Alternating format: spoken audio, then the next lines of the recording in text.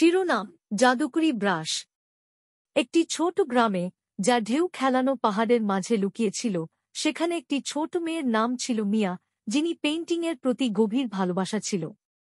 প্রতিদিন সে তার শিল্পে নিমগ্ন হয়ে ক্ষেতের সৌন্দর্য, বাঁকানো নদী এবং মেঘের উজ্জ্বলতা তার প্রিয় ব্রাশ দিয়ে আঁকত। একটি সোনালি বিকেলে, যখন মিয়া তার বাড়ির কাছে বনভূমি ঘুরছিল, সে একটি পুরনো, মোচটানো গাছ দেখতে পেল, যার খোঁপা সোনার মতো ঝলমল করছিল।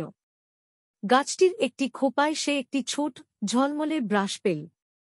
যেই মুহূর্তে সে ব্রাশটি স্পর্শ করল, এটি জাদুর মতো ঝলমল করতে শুরু করল এবং মিয়া উত্তেজিত হয়ে উঠল। বাড়িতে ফিরে এসে মিয়া তার বাগানে একটি ইয়েসও সেট আপ করল এবং জাদুকরি ব্রাশটি রঙে ডুবিয়ে একটি বট গাছের ছবি আঁকতে শুরু করল।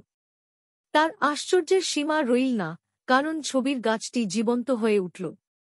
পাতাগুলি বাতাসে ঝলমল করতে শুরু করল এবং মিষ্টি সুর বাতাসে ভেসে উঠল। মিয়া ব্রাশটির অসাধারণ ক্ষমতা বুঝতে পেরে সে এটি ব্যবহার করে একটি উজ্জ্বল উদ্যান তৈরি করল, যেখানে ফুলগুলি নতুন রঙে ফুটে উঠল, প্রজাপতিরা ঘুরে বেড়াল এবং পাখিরা আনন্দে চিঁচিঁ করতে লাগল।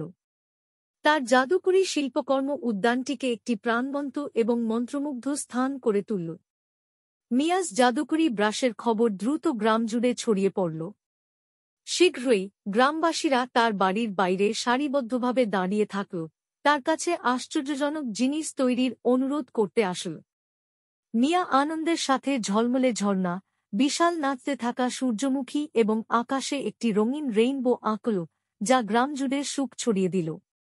তবে মিয়া দ্রুত বুঝতে পারল যে এই জাদু ব্যবহারে শক্তি লাগে।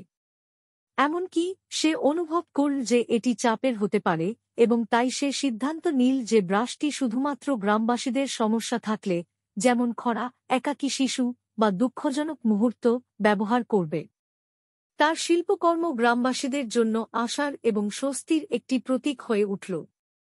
সময়ের সাথে সাথে মিয়ার সৃষ্টিগুলি গ্রামটিকে উজ্জ্বল রং এবং নতুন এক কমিউনিটির অনুভূতি নিয়ে পূর্ণ করে তুলল। গ্রামবাসীরা প্রকৃতির সৌন্দর্য এবং মিয়ার দ্বারা আনা জাদুর প্রশংসা করতে শুরু করল। মিয়া, সন্তুষ্ট এবং হাসিমুখে, জানত যে তার ব্রাশ কেবলমাত্র চমৎকার শিল্পকর্মী তৈরি করেনি, বরং একটি শক্তিশালী কমিউনিটি গড়ে তুলেছে। তার রং ও বিস্ময়ের উত্তরাধিকার গ্রামটিকে চিরকাল উজ্জ্বল করে রাখল, সবার মনে একটি স্থায়ী ছাপ রেখে গেল।